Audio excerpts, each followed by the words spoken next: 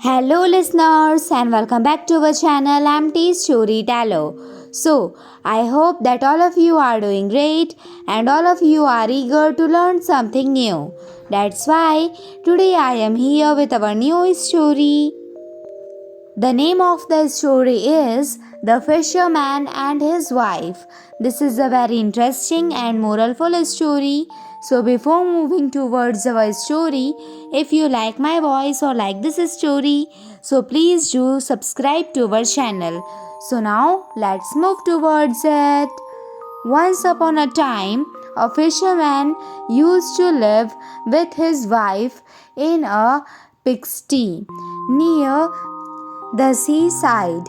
One day, the fisherman sat on the shore with his rod, looking at the sparkling waves and watching his line. He was suddenly dragged away deep into the water and pulled out a great fish. But the time said, "Let me live. I am not a real fish. I am an enchanted prince. Please leave me in the water again." "Oh ho," said the fisherman. "I will have nothing to do with a fish that talks. Swim away, please." The fisherman put the fish back into the water. The fish went straight down to the bottom, leaving a long streak of blood behind him. The fisherman went home to his wife and told her that he had caught a great fish and that it was an enchanted prince. He also told her that he had to let it go on hearing him speak. "Did you not ask for anything? We live in such a nasty, dirty pigsty. Go back and tell the fish we want a small cottage," said the wife. The fisherman went to the seashore. The water looked yellow and green.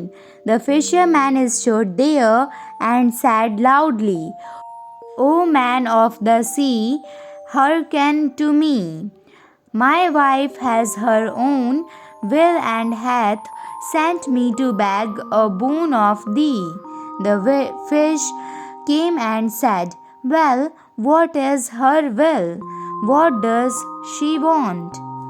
"Ah," said the fisherman, "my wife does not like living in the pigsty and wants a snug little cottage."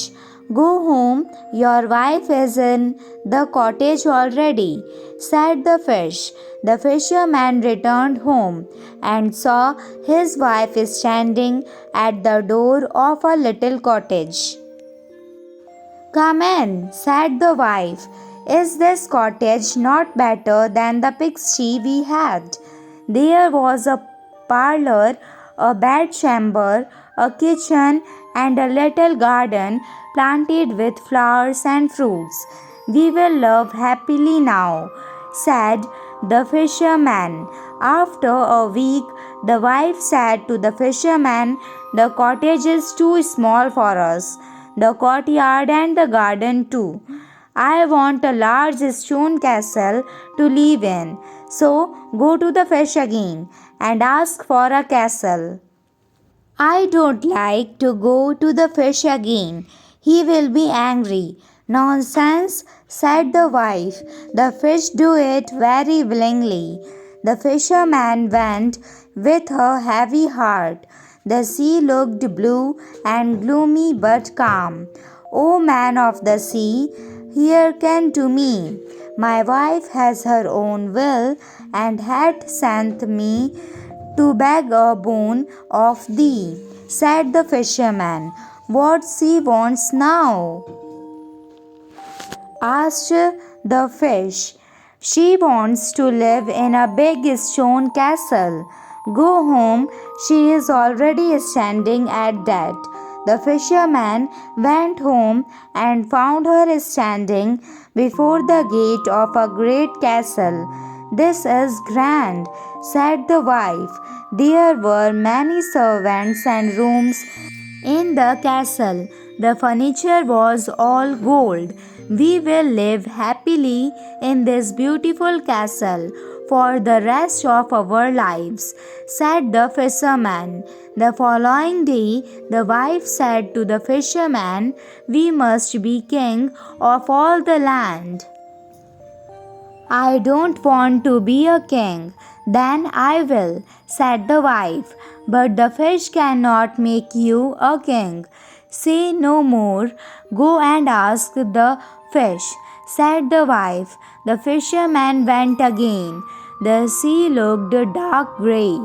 "O man of the sea, hearken to me. My wife has her own will, and hath sent me to beg a boon of thee. What she wants now? My wife wants to be king." "Go home, she is king already," said the fish. Then the fisherman went home, saw a troop of soldiers, and heard the sound of drums and trumpets. His wife was sitting on a throne of gold and diamonds, with a golden crown on her head. "You are the king now," said the fisherman. "Yes, I am king. Now we shall never have anything else to wish for as long as we live. I am king, it is true, but I am tired of that, and I think I should like to be emperor," said the wife. "Go and ask the fish. The fish cannot make an emperor, I am sure. I am king, and you are my slave, so go at once." He came to the seashore. The water was black and muddy, and a mighty whirlwind blew over the waves and rolled them. "O man of the sea, hearken to me. My wife has her own will, and hath sent me to beg a boon of thee." "What she wants now?" asked the fish. "She wants to be an emperor." "Go home, she is emperor already." He went home again and saw his wife sitting on a very lofty throne made of gold, with a crown on her head. "You are an emperor now. What a fine thing! I want to be a pope. Now go and ask the fish." So the fisherman went and saw the sea tossing up and down in boiling waves, and the ships were in trouble. "O man of the sea, hearken to me. My wife has her own will, and hath sent me to beg a boon of thee." "What she wants now?" "She wants to be a pope." "Go home, she is pope already," said the fish. Then the fisherman went home and found her wife sitting on a throne that was 2 miles high. She had 3 crowns on her head, and around her were all the pomp and power of the church. "You are pope now," said the fisherman. They went to bed, and the wife could not sleep all night. She thought about what she should be next. When she was about to fall asleep, the morning broke and the sun rose. She woke up her husband and said, "Go to the fish and tell him I wish to be lord of the moon and sun." The fisherman went shivering with fear. While going down to the shore, a dreadful storm. The sky became black with stormy clouds. The fisherman crept towards the sea and said, "O man of the sea, hearken to me. My wife has her own will, and hath sent me to beg a boon of thee. What she wants now? She wishes to be lord of the sun and moon."